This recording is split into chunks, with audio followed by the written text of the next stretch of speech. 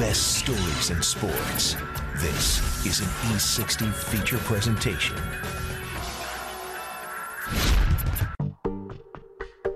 Rodgers rolling right, sends the play, makes the turn to the end zone, touchdown, Aaron Rodgers.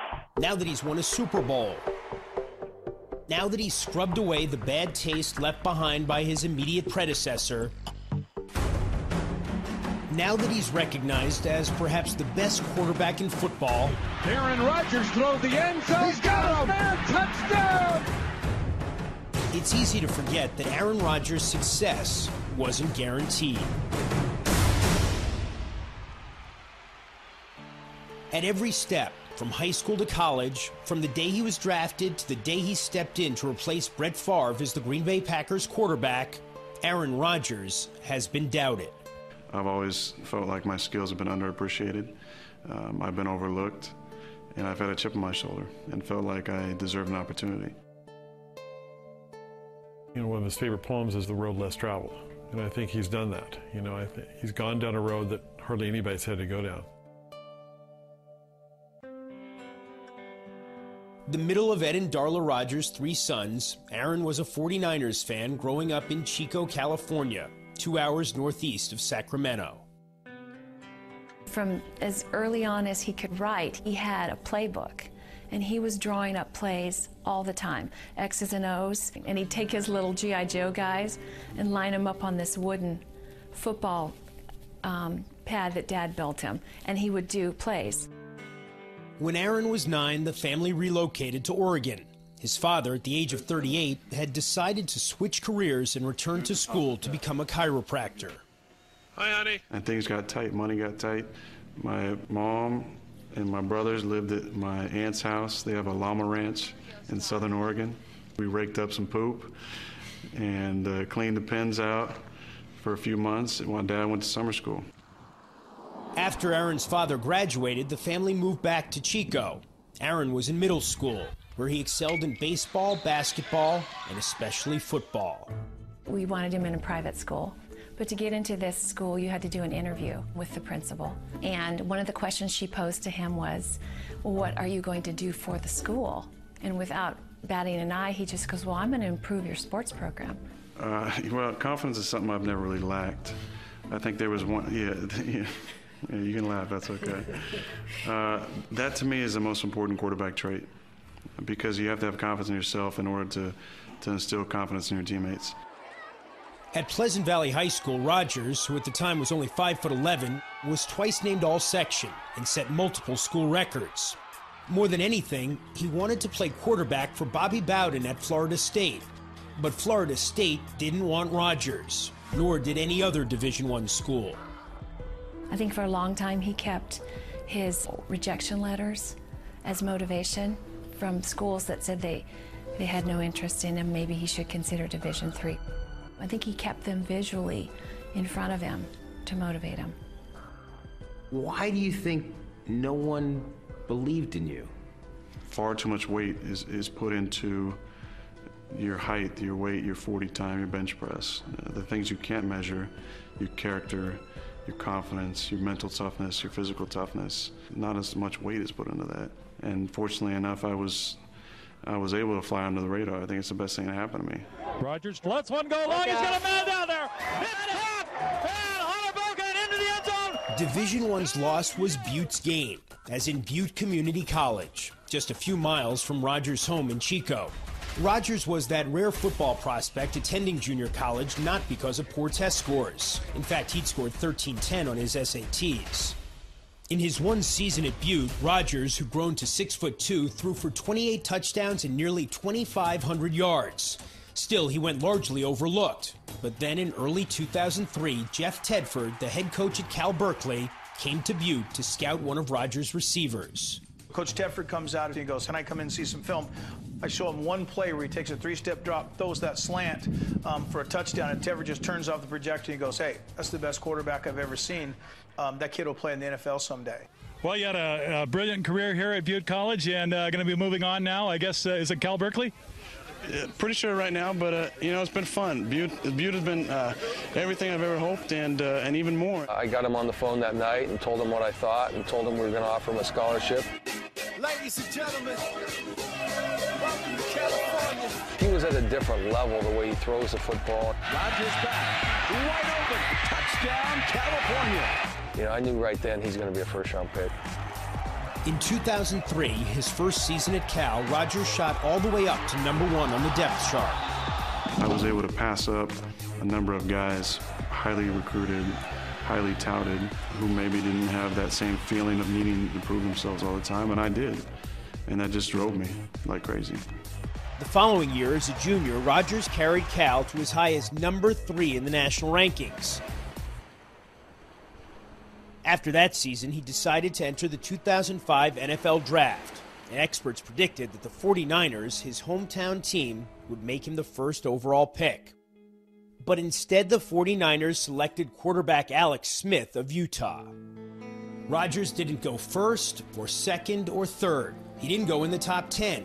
He didn't go in the top 20. Then, as the draft continued, he became an object of pity and morbid curiosity. And it's embarrassing.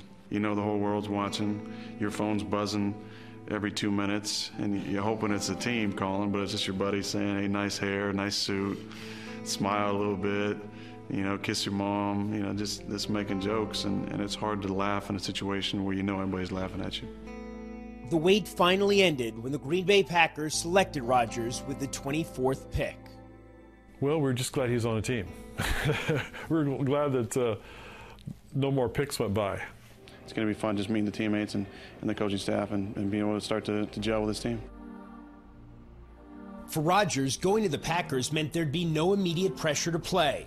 It also meant that eventually he'd be under tremendous pressure as the man tapped to replace Brett Favre. How helpful was Brett to you when you were his understudy? Well, I think the most helpful thing was watching him. I got to see his mannerisms, the way he conducted the huddle, and just tried to take the good things I saw and incorporate those into my own game. What about on a personal level? Were you guys close? Yeah, I thought we were. I really did. You know, the first year was a tough year. My contract doesn't say I have to get Aaron Rodgers ready to play. Now, hopefully he watches me and gets something from that. I'm sure there was some feelings of frustration that they picked his potential successor in the first round, but then in 06 and 07, I thought our relationship really got strong, and he realized that I was in his corner. That changed after the 2007 season. Favre retired, but soon changed his mind and all but demanded his job back. The Packers, to the dismay of Favre and many of their fans, stood firm with Rodgers. I was the guy caught in the middle of a struggle, and it was out of my control. In 2008, his first season as a starter, Rodgers struggled, and the Packers won only 6 games. But in 2009, the Packers reached the playoffs, and Rodgers was named to the Pro Bowl. It was his team, and he just earned everybody's trust week in and week out. But Aaron Rodgers was ready to play when it was his turn. The snap to Rodgers. A-Rod looks, throws the end zone, touchdown! He has that Cali swagger, I call it. He's confident in his own ability, and it's almost like, can you stop me? Last year, Rodgers engineered one of the greatest runs ever in the NFL. The Packers won their final 6 games, including 3 playoff games on the road, and Super Bowl 45, in which they defeated the Pittsburgh Steelers 31-25. The Lombardi Trophy is going back home to Green Bay. How do people, you think, treat you different now that you're a Super Bowl champion and a Super Bowl MVP?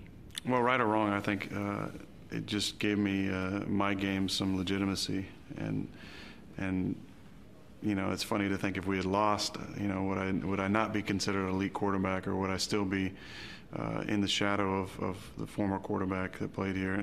I'm just thankful we won that game. What's your relationship with Brett now? I don't have one. Just haven't talked to him. No congratulations after the Super Bowl? Haven't talked to him. But Favre, who retired again this offseason, has been talking about Rodgers, offering his thoughts on the success of his successor on a radio show on October 4th. The biggest surprise for me was they didn't do it sooner.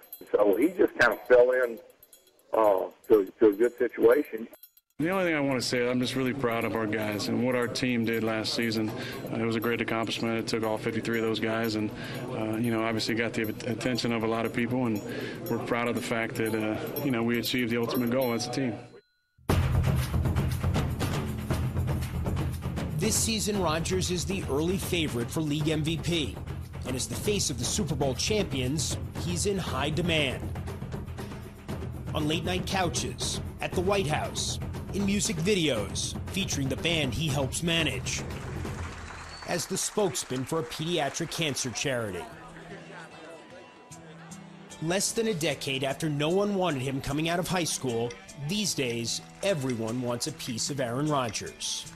He said, "My goals have changed, Mom. I don't really desire anymore to be the best quarterback in the NFL." He goes, "I want to be remembered as one of the best men that ever played quarterback in the NFL." When you think about your career and your life the last 10 years, what do you see as kind of an overarching theme here?